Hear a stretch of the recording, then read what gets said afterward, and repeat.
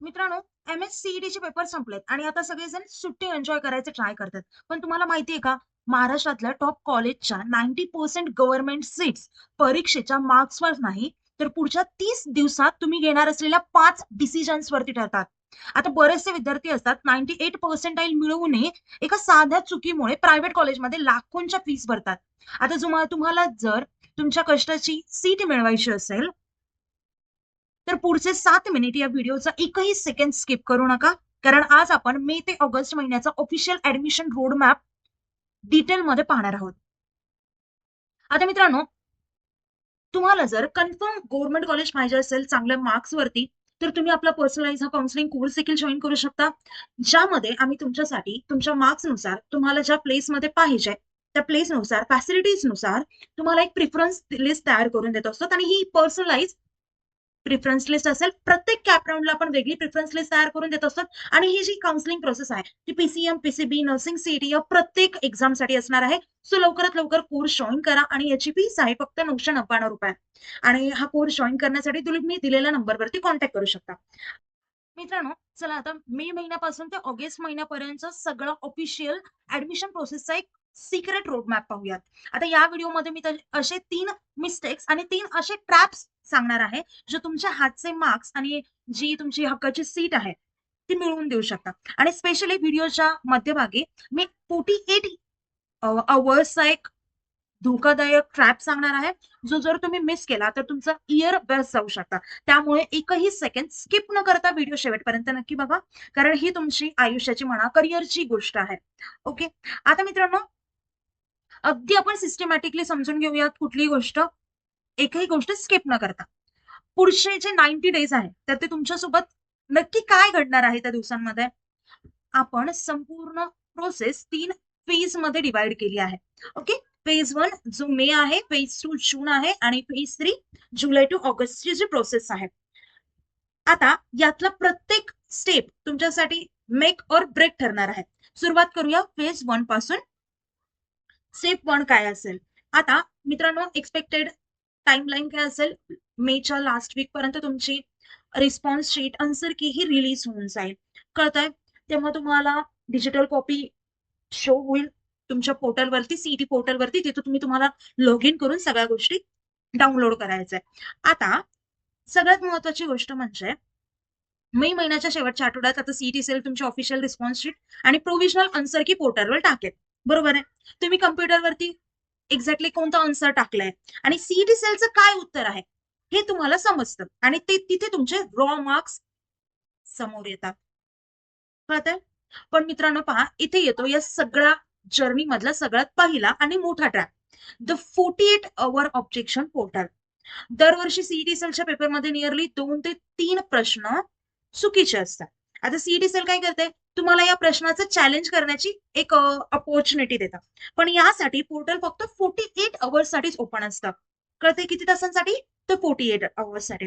जर तुम्ही त्या 2 दिवसात प्रॉपर प्रूफ सोबत एखादं ऑब्जेक्शन नाही घेतलं, तर तो तुमचा प्रश्न चुकीचा असूनही तुम्हाला त्याचे मार्क्स मिळत नाहीत. कॉम्पिटिशन आता पहा, तुम्हाला माहिती इतकी जास्त भयानक आहे. जरी तुम्ही एक जरी मार्क सोडला ना, तरी तुमचा रँक नियरली 5,000 ने मागे पडू शकतो. सो विचार करा, एका छोट्याशा उशीर पेजमुळे तुम्ही त्या रेसमधून बाहेर पडू शकता. कळतंय? पण समजा तुम्ही तुमचे मार्क्स मोजले तरी त्या मार्क्सवर तुमचा रिझल्ट ठरणार नाहीये. आता कन्सिडर करा तुम्हाला 87 मार्क्स आले, पण तो 87 वरती तुम्हाला कॉलेज अलॉट होईल का? नाही. हे कट ऑफ नसतं.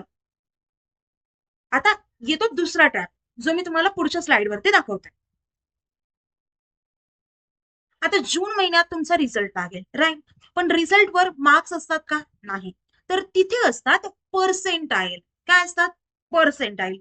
आता हा स्क्रीनवरचा टेबल नीट व्यवस्थित पहा. सेकंडवरच्या गोष्टी, नियरली, पर्सेंटाईल, मार्क्स वगैरे काय असतं.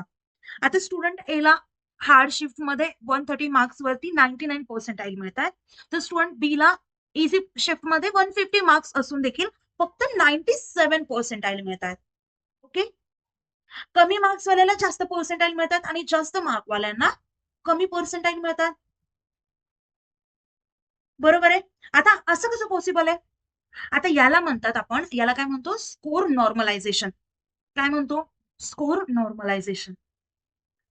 आता परीक्षा वेगवेगळ्या शिफ्ट्समध्ये होत असल्यामुळे प्रत्येकाला इक्वल न्याय मिळवण्यासाठी सीईटी सेल हा फॉर्म्युला युज करतो आणि त्या अकॉर्डिंगली तुमचे पर्सेंटाईल डिसाईड होतात. पण या पर्सेंटाईल पेक्षाही अजून एक नंबर असा आहे जो तुमचं कॉलेज ठरतं. आता पर्सेंटाईल आला दॅट इज ओके, पण त्यानंतर अजून एक गोष्ट आहे ते म्हणजे तुमचं कॉलेज ठरतं. आता त्याला म्हणतात state merit list, state merit rank. महाराष्ट्रात तुम्हाला आता कोणतं एक्झॅक्टली कॉलेज मिळेल हे तुमच्या मार्क्सवरती डिपेंड करत नाही किंवा पर्सेंटाईल वरती पण डिपेंड करत नाही, तर ते ठरतं तुमच्या स्टेट मेरिट रँक वरती.